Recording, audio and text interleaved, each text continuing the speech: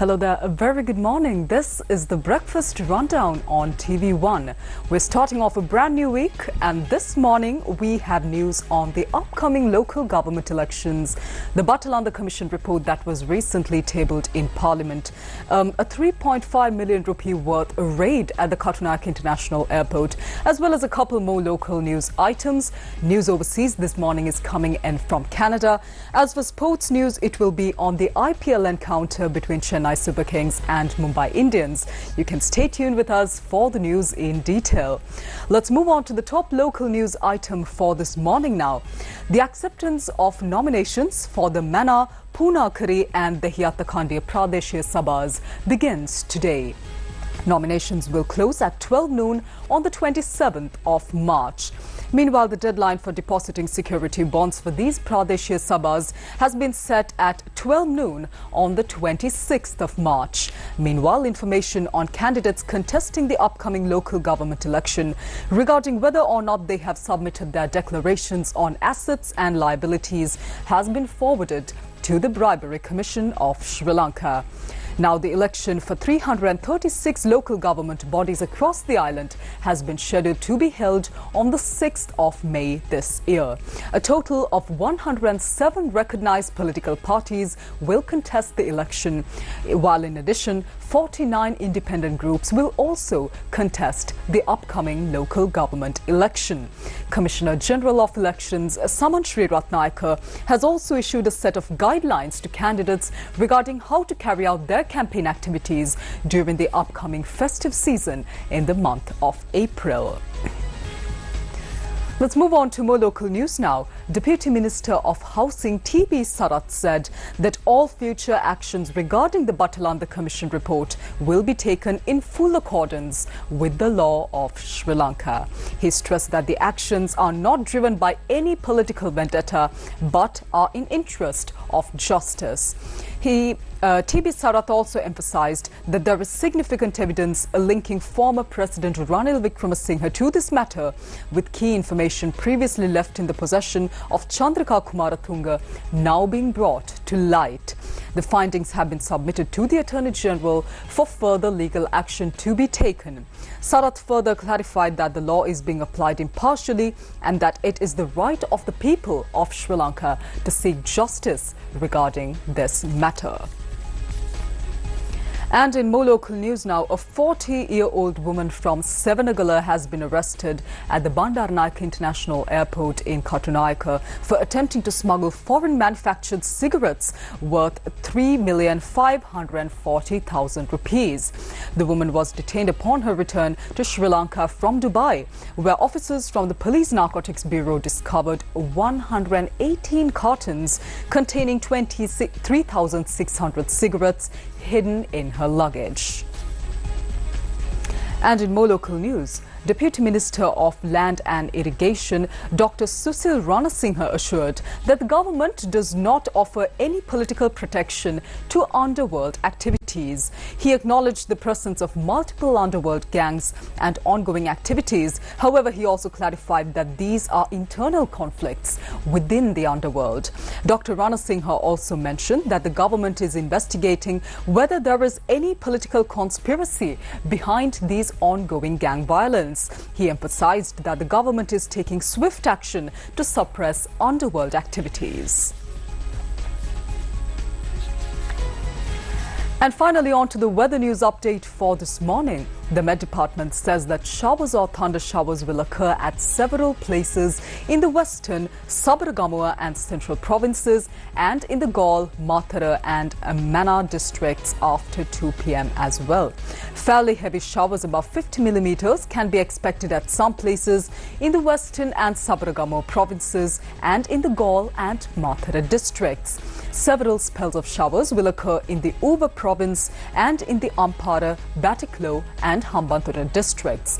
Now, misty conditions can be expected at some places in the western, Sabaragamuwa and central provinces and in the Gaul, Mathura and Kurunegala districts during the morning hours. And as always, the general public is requested to take adequate precautions to minimize damages caused by temporary localized strong winds and lightning during thunder showers.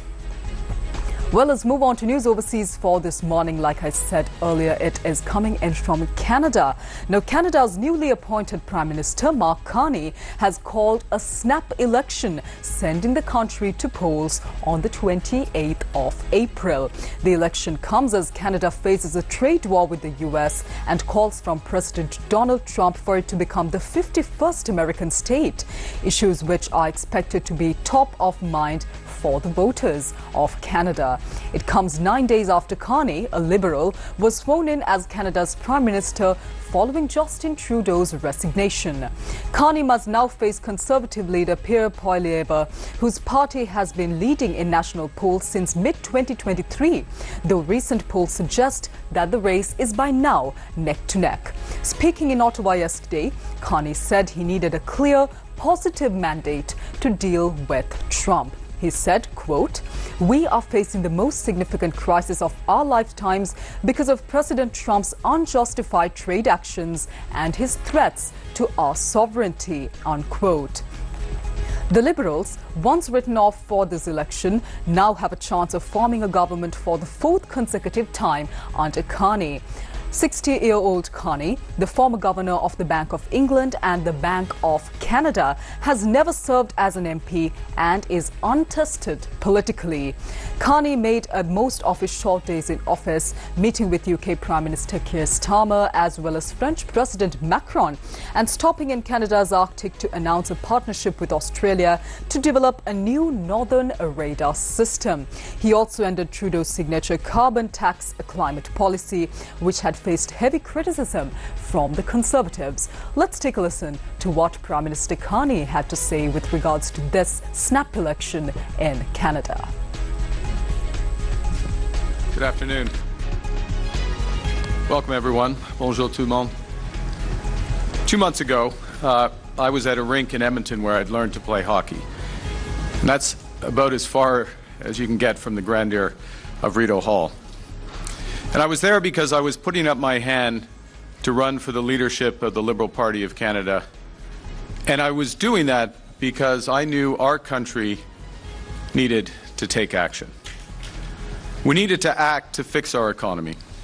We needed to act to fight the Americans.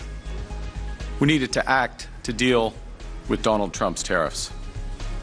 We eliminated the tax on carbon for consumers, for small businesses, and for farmers, to end the division that it was creating amongst Canadians. Because we are stronger together. We reversed the increase in the capital gains tax so that builders are encouraged to take risks and be rewarded when they succeed. When I met with the premiers in Ottawa on Friday, we agreed to eliminate barriers to trade and mobility inside our country. And the federal government is leading by committing to legislate the end of all federal barriers to interprovincial trade by July 1st. Together, we will push to create one Canadian economy by Canada Day, because we are stronger together. This past week, we acted to protect workers, using the proceeds of our retaliatory tariffs against America's unjustified trade actions. We acted to unlock major infrastructure projects and get them moving rapidly, including clean and conventional energy, critical minerals, and new trade corridors with reliable trading partners. We acted to create new supports for farmers and businesses during this trade war. We expanded dental care for millions of more Canadians. And we took all of these actions and more to create the foundation to build a stronger Canada. There is so much more to do to secure Canada, to invest in Canada, to build Canada, to unite Canada. That's why I'm asking for a strong, positive mandate from my fellow Canadians. I've just requested that the Governor-General dissolve Parliament and call an election for April. Well, with that, let's move on to sports news for this morning. It is on cricket. Defending champions Chennai Super Kings secured victory in their opening match of this year's IPL T20 tournament. They defeated Mumbai Indians by 4 wickets in the third match of the tournament, which was held in Chennai, India.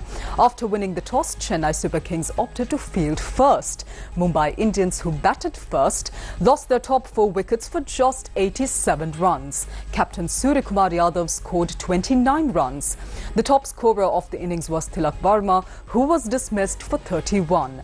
Deepak Chahar remained unbeaten with 28 runs. Noor Ahmed impressed with the ball, taking 4 wickets for 18 runs. Mumbai Indians managed to score 155 runs for the loss of 9 wickets in their allotted 20 overs. Chennai Super Kings began their chase with openers Rachin Ravindra and Rahul Tripathi. However, Rahul Tripathi was dismissed for just 2 runs, with the first wicket partnership ending at 11. Rachin Ravindra and captain Ruturaj Gaikwad then built a crucial 67-run partnership in their second wicket. Captain Ruturaj Gaikwad scored 53 runs. Opener Rachin Ravindra remained unbeaten on 65 runs. Chasing a target of 156 runs, Chennai Super Kings won the match in 19.1 overs, losing only 6 wickets. Well, that's a wrap of this morning's edition of the Breakfast Rundown on TV1. I'm Therunee Karunaratne. I'll see you once again tomorrow right here at 7 a.m. with more of the very latest from here at home and around the world. Until then, take care. Have a wonderful day ahead.